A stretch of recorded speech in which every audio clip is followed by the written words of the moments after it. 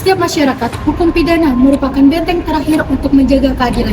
Apabila seseorang dirugikan, maka aparat penegak hukum berkewajiban untuk memastikan agar keadilan ditegakkan dan kesalahan tidak dibiarkan begitu saja.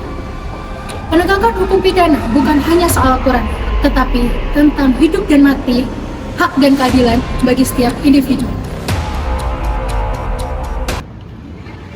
Kasus yang akan kita bahas menimpa Argo Eriko, seorang mahasiswa Fakultas Hukum Universitas Gadjah Mada.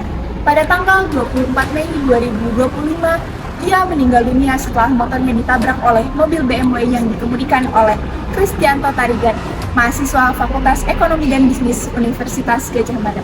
Kini Kristianto berstatus terdakwa dan ditahan dengan tuntutan hukuman 2 tahun penjara. Meski ada upaya perdamaian dari keluarga Argo, proses hukum tetap berjalan demi kebenaran yang seadil-adilnya. Dan publik menuntut melalui tagar Justice for Argo. Dilihat dari sudut pandang hukum pidana bahwasanya kasus ini menjadi salah satu dari banyaknya kasus yang melibatkan nyawa seseorang menjadi hilang. Polisi menduga bahwasanya pelaku lalai saat menyetir. Kasus ini diatur dalam pasal 310 KUHP. Ini menjadi alasan bahwasanya hal sepele bisa menjadi masalah hukum yang besar, apalagi bagi mahasiswa hukum sendiri yang seharusnya sudah paham apa itu hukum. Kasus ini menyoroti bagaimana pentingnya penegakan hukum yang ada di Indonesia.